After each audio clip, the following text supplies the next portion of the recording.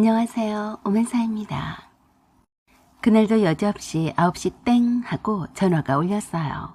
퇴근 후에 대충 저녁 식사도 끝내고 편안히 9시 뉴스를 보려던 참에 꼭 전화를 해대는 밉상이 한 명 있었어요.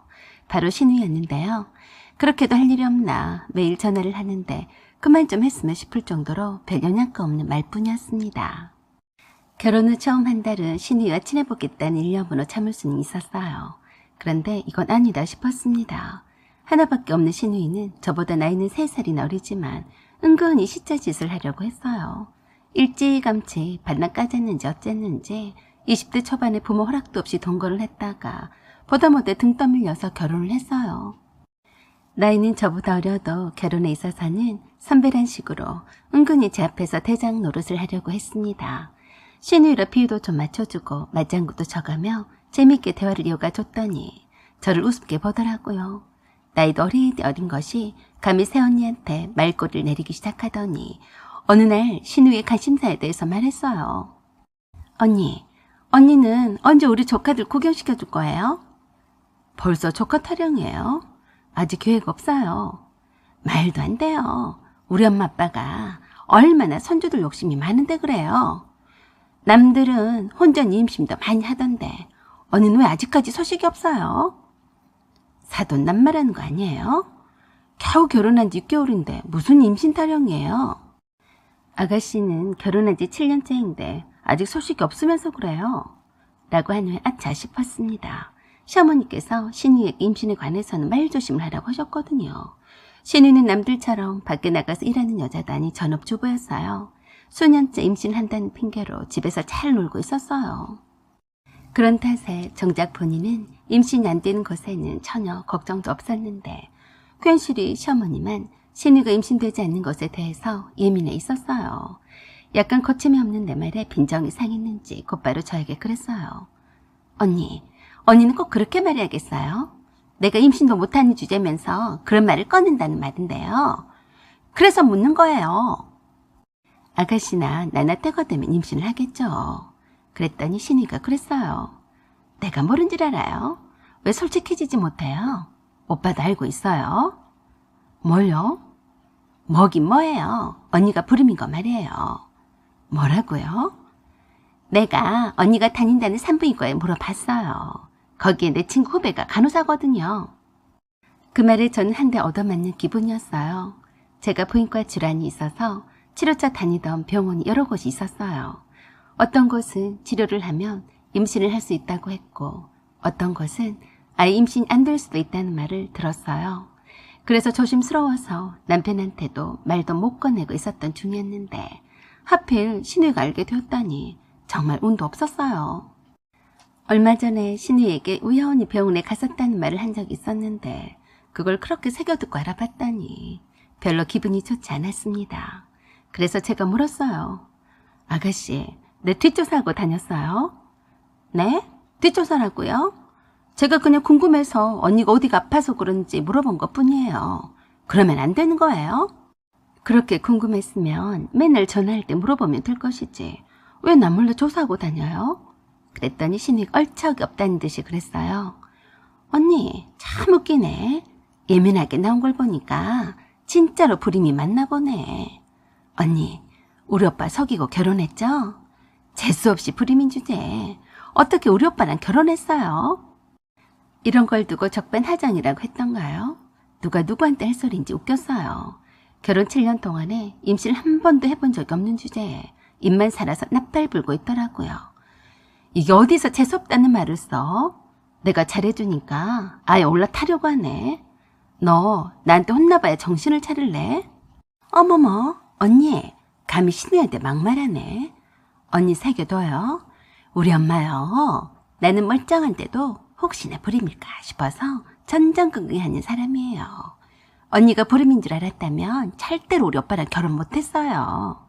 어디를 감히 속이고 결혼한 주제에 말도 더럽게 하네. 아이 재수없어. 라고 하고는 끊었어요. 이쯤 되면 신우이가 시부모님과 남편에게 제가 불임이라고 떠들고 다닐 게 뻔했어요. 이판사판이라 생각했습니다. 그건 둘째 문제이고 이렇게 새언니를 우습게 하는 신우이를 가만둘 수 없었어요. 그래서 제가 친정 엄마에게 전화를 했어요. 엄마 친구의 후배가 신우이 시어머니라고 했죠? 제가 웬만하면 그냥 넘어가려고 했는데 우리 신우이 비밀 하나를 알려드릴게요. 신우이 비밀? 뭔데? 100번을 말해도 한번 눈으로 보는 것만 못하니까 내가 보낸 주소로 주말이 아닌 평일 낮에 찾아가 보면 알 거라고 하세요. 아마도 제보해준 자에게 고마워할 거예요. 차라리 잘 되었다 싶었습니다. 저는 모른 척만 하고 있을 뿐 남편을 통해서 다 알고 있는 사실인데 남편이 굳이 시끄럽게 하고 싶지 않아 해서 참고 있었던 거예요. 그것도 모르고 신우이가 그 다음 날에 시어머니와 함께 제 신혼집에 쳐들어왔습니다.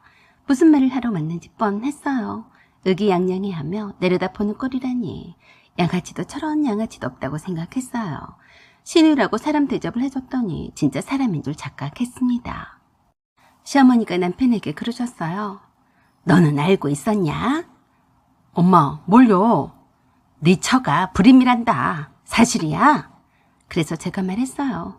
어머니, 아가씨가 그랬어요? 불임 진단을 받은 적이 없는데 아가씨 말만 듣고 이 밤중에 따지러 오셨어요?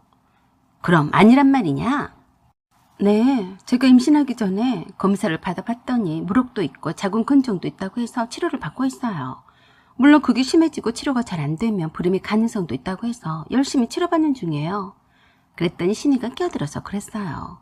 언니, 내가 다 알아봤는데 어디서 사기쳐요? 그러자 남편이 신이에게 한마디 했어요. 사기? 너 말 이쁘게 안 할래? 사기는 네가 전문이지. 너 엄마한테 뭐라고 헛소리를 했길래 그래? 그리고 엄마, 괜히 헛다리 짚지 마시고요. 엄마 딸이나 단속 잘하세요. 뭐야? 딸이나 단속하라니. 오빠, 끝까지 이럴 거야? 그때 초인종 벨이 울렸어요. 신우이와 시어머니가 신혼집에 온다는 말을 했더니 엄마가 신우이 시어머니와 함께 찾아온다고 하셨어요. 문을 열어드렸더니 엄마와 엄마 후배라던 신우이 시어머니가 들어왔습니다. 시어머니도 갑작스런 안사돈들의 등장에 놀랐어요. 서로 인사를 할 겨를도 없이 신우이의 시어머니가 신우이를 보자마자 돌진했어요. 눈앞의 광경을 보고도 믿지 못하겠더라고요. 그러는 신우이 시어머니를 시어머니가 말렸어요. 무식하게 갑자기 와서 이게 뭐하는 짓이에요? 그랬더니 말리는 시어머니 멱살을 잡고 신우이 시어머니가 그랬어요. 딸 교육 한번 잘 시켰네. 어째 이상하다 했지.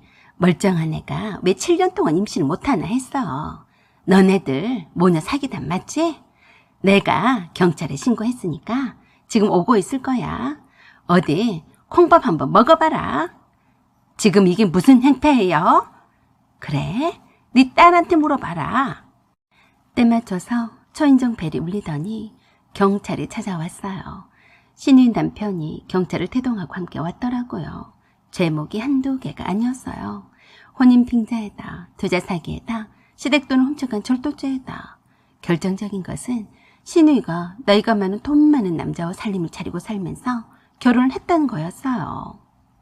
임신을 못한 게 아니라 일부러 하지 않은 것뿐이었어요. 그 돈 많은 늙은 남자가 따박따박 주는 돈에 매력에 빠져서 신우의 명의로 된 아파트를 얻어줬다는데 평일 낮에는 그곳으로 출근을 하다시피 했어요. 결혼은 하나의 위장일 뿐이었던 거예요. 사기를 치기 위한 하나의 겉포장일 뿐이었죠. 그것을 눈치를 챘던 남편이 신우에게 압박을 가해오던 중이었고 그 와중에 저도 알게 된 사실이었어요. 참 어이가 없게도 제가 불임이라며 속여서 결혼했다고 저를 잡겠다고 쫓아왔는데 보기 좋게 제 앞에서 사돈한테 수모를 당하는 시어머니나 신우이가 정말 안쓰럽게 보이기까지 했습니다. 저에게 살려달라며 신우이 시어머니를 피해서 제 뒤로 숨는 신우를 향해서 그랬어요. 네가 옳게 무서운 줄 모르더니 오늘 이렇게 당한 거다. 그러게 내가 널 이쁘게 봐줄 때 잘했어야지. 내가 신우이라고 마냥 봐주기만 할 줄 알았니? 라고 하며 신우를 잡아다가 경찰에게 말했어요. 우리 아가씨가 뭘 그렇게 잘못하고 살았는지 확실히 밝혀주세요. 그러자 시어머니가 아글아글 쓰고 제게 덤볐어요. 네가 그러고도 사람이냐? 그러자 엄마가 제게 달려드는 시어머니를 한 손에 제 앞에서 내동댕이 쳤어요. 내 딸한테 어디서 감히 나한테 죽고 싶냐? 아이고 죽네 하고 울고 불며 난리였습니다. 보다 못한 남편이 동네 창피하니까 할 말이 있으면 경찰서에 가서 하라고 다들 우리 신혼집에서 저와 엄마만 빼고 집 밖으로 밀어냈습니다. 결국에는 신우이는 엄청난 위자료를 지불해가며 이혼을 당했고 그동안 시댁돈을 가져간 것을 빌미로 사기죄로 계속 재판 중에 있다가 합의를 안 해준다는 말에 똥줄을 타고 있었어요. 시어머니는 저 때문에 이런 사단이 났다면서 원망을 하길래 남편이 그랬어요. 엄마, 다시는 우리한테 연락하지 마세요. 이렇게 하지 않았으면 언제고 터질 일이었어요. 내가 그렇게 조용히 해결해보려고 했는데 아나무인이었다고요. 엄마는 딸이 그렇게 더러운 이중생활을 하는 게 괜찮아요? 부끄러운 줄 아세요. 당분간 서로 얼굴 안 보고 사는 게 좋겠어요. 그 후로 저도 동네 창피해서 이사를 갔어요. 어디로 간다는 말도 해주지 않고 가버렸어요. 남편에게 시어머니가 연락이 와도 받지 않았고 답도 주지 않았습니다. 시어머니가 보낸 톡의 내용을 보니까 참 안 됐더라고요. 고소를 당한 탓에 합의금을 마련을 하느라 그 늙은 남자가 해준 아파트 보증금도 빼서 다 써버리고 문제를 일으켰다는 이유로 물주였던 그 남자도 떠났다고 하더라고요. 그래서 거짓골로 시댁에 들어와서 기생충처럼 살고 있다나요. 시부모님에게도 밉상으로 지켜서 돈 한 푼도 안 줘주니까 식당에 서빙 일을 한다나 어쩐다나 그러더라고요. 그러게 왜 얼기를 건드려서 긁어부스럼을 만드냐고요. 개념도 없고 인성도 글러먹고 머리도 나쁘니 인생 살기 참 힘들겠다는 생각을 했습니다. 사연은 여기까지입니다. 구독과 좋아요 부탁드려요. 감사합니다.